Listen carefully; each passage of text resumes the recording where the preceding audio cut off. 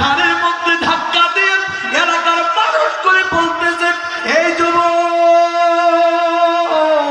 এই এলাকা থেকে বাহির হয়ে যাবি, আর জীবনে কোনোদিন এই এলাকায় প্রবেশ করবি না।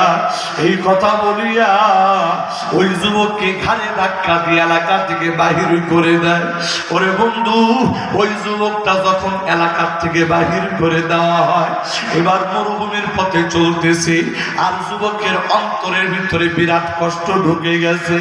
ওই যুবক চিন্তায় পড়ে গেছে, এই মরুভূমি ডানেও কেউ নাই, বামেও কেউ নাই, সামনেও কেউ নাই, পিছনেও কেউ নাই, আমার মাও আমার সাথে নাই, আমার বাবাও আমার সাথে নাই, আমার ভাই আমার সাথে নাই, আমার আত্মীয় স্বজন আমার সাথে নাই। এই ময়দানের মধ্যে যদি আমার মৃত্যু হয়ে যায়, কে আমার কাফনের ব্যবস্থা করবে? কে আমার দাফনের ব্যবস্থা করবে? এই কথা চিন্তা করিয়া যুবকের দিলটা বড় ভেঙে গেছে। যুবক চোখের পানি ফালায়া ফালায়া কাঁদতেছে। এক সময় মালিককে ডাক দিয়া বল, ওগো মালিক, আমার এলাকার মানুষগুলি আমার গুনাহের কারণে অতিষ্ঠ হইয়া আমাকে ঘাড়ে ধাক্কা দিয়ে বাহির করে দিয়েছে রে আল্লাহ। এখন আমি কার কাছে যাব? কোথায় যাব? যাওয়ার মতো কোনো জায়গা নাই। ওগো আল্লাহ, আমি শুনেছি তোমার নাকি বড় দয়া, তোমার নাকি বড় মায়া। আল্লাহ রে,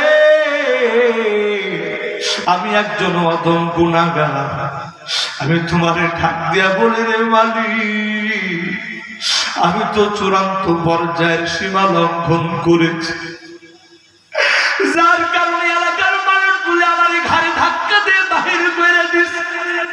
ওগো আল্লাহ, যাওয়ার মতো কোনো জায়গা নাই, আমি তোমার দরবারে ফিরেছি। আল্লাহ, দয়া করে মায়া করে আমার জীবনে আমি যত গুনাহ করেছি, আমার সকল গুনাহ খাতা তুমি মাফ করে দাও। ওগো আল্লাহ, তুমি যদি আমারে মাফ করে দাও, তাহলে এই যে তুমি বিশাল সাম্রাজ্যের মালিক, এই সাম্রাজ্যের কোনো একটু অংশ কমে যাবে না। ওগো আল্লাহ, আমার মতো গুনাহগাররে নিয়ে যদি তুমি জাহান্নামে শাস্তি দাও, যদি তুমি আযাব দাও, তাহলেই তো তোমার রাষ্ট্রের ভিতরে কোনো একটা অংশ বেড়ে যাবে না। ওগো আল্লাহ, তাহলে তোমার কোনো ক্ষতিও নাই, তোমার কোনো লাভও নাই। আল্লাহ, মেহেরবান করে তুমি আমার জিন্দেগীর গুনাহ খাতা মাফ কইরা দাও। এই কথা বলে বলি, আরে ভাই, ওই যুবক চোখের পানি ফেলায় ফেলায় কান্দে বলে আল্লাহু আকবার। সকলেরই দরজা হইতে আল্লাহ ফিরিয়া তোমারি দরজায় রইলাম পড়িয়া। তুমি যদি মাফ না করো আল্লাহ বান্দারে, বলো তোমার বান্দা যাবে কার কাছে? বলো তোমার বান্দা যাবে কার কাছে? আদর করিয়া মানুষ আল্লাহ বানায়া কেমনে দিবা জাহান্নামে ফেলিয়া, কেমনে দিবা জাহান্নামে মে ফেলিয়া। ওই যুবক চোখের পানি ফালায়া ফালায়া মালিকের দরবারে কান। আমার প্রাণের ভাইয়েরা, আমার বন্ধুরা, আমার আল্লাহর রহমতের দরিয়ার ভিতরে ঢেউ শুরু হয়ে গেছে। আল্লাহু আকবার, আল্লাহু আকবার। ওই যুবক যখন কান্নাকাটি করতেছে, রে ভাই, আমার আল্লাহর রহমতের দরিয়ার ভিতরে জোশ তৈরি হয়ে গেছে। ওই যুবক এইভাবে কান্নাকাটি করতে করতে দুনিয়া থেকে বিদায় হয়ে গেছে।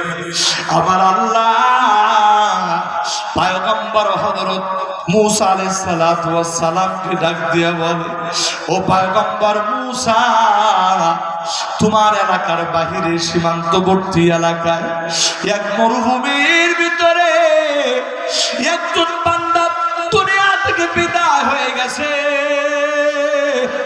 এবার তুমি যাইবা সেই বান্দার জন্য, ওই বান্দার কাফন দাফনের ব্যবস্থা তুমি করবা, ওই বান্দার জানাজার নামাজটা তুমি নিজে ইমামতি করবা।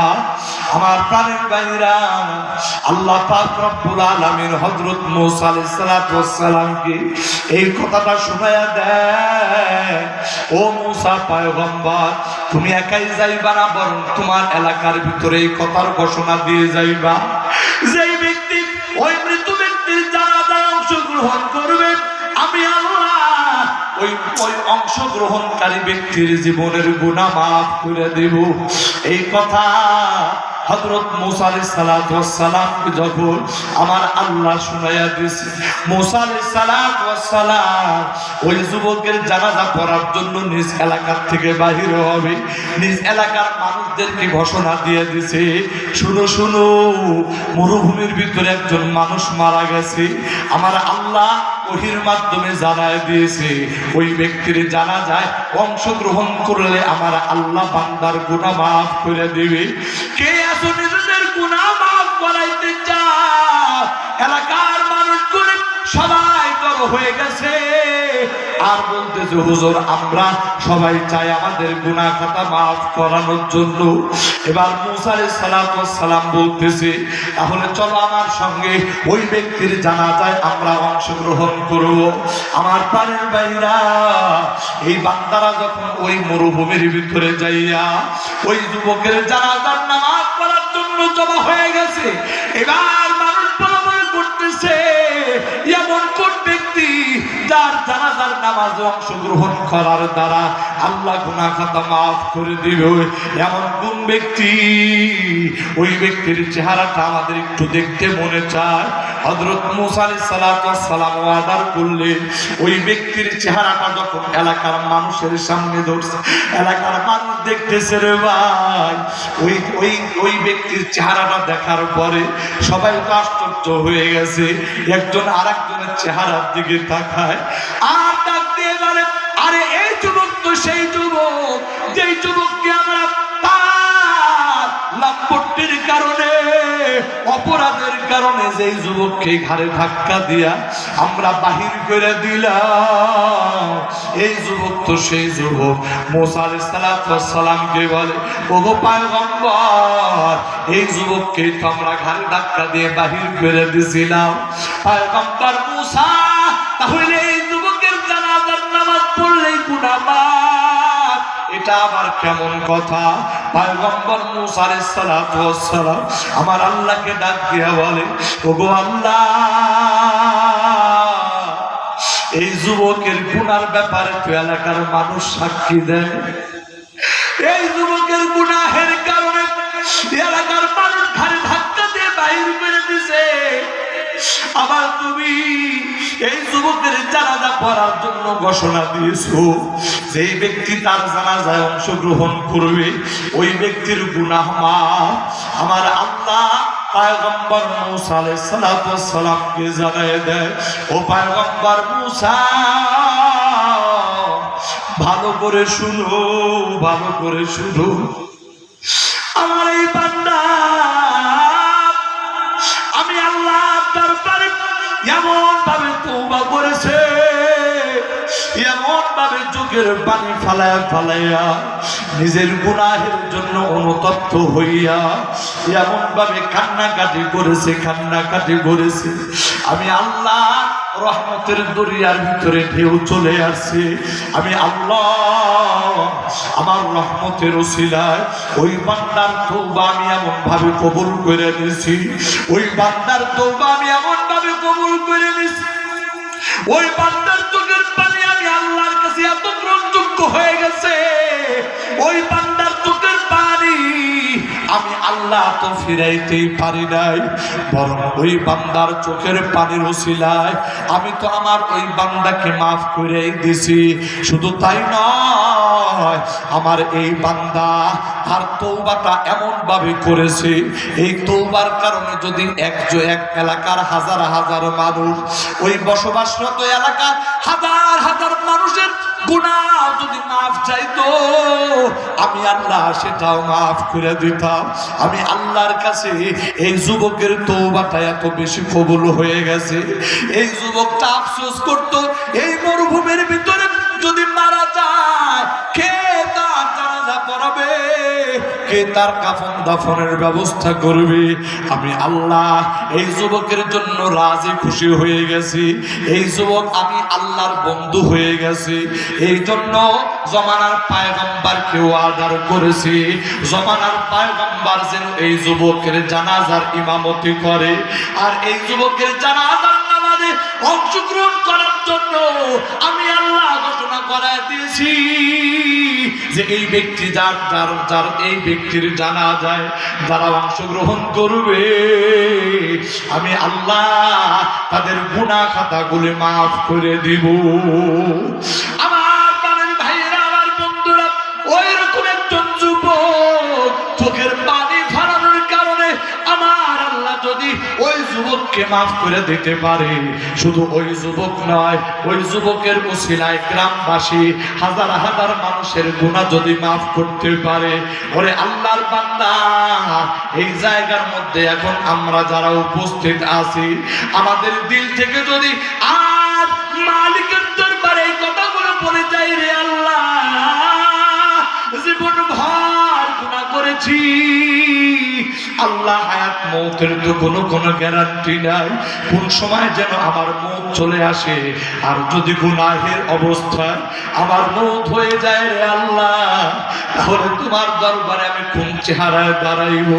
এই জন্য আমি তওবা করলাম, রে মালিক, জীবনে আর এত নামাজ ছাড়ব না।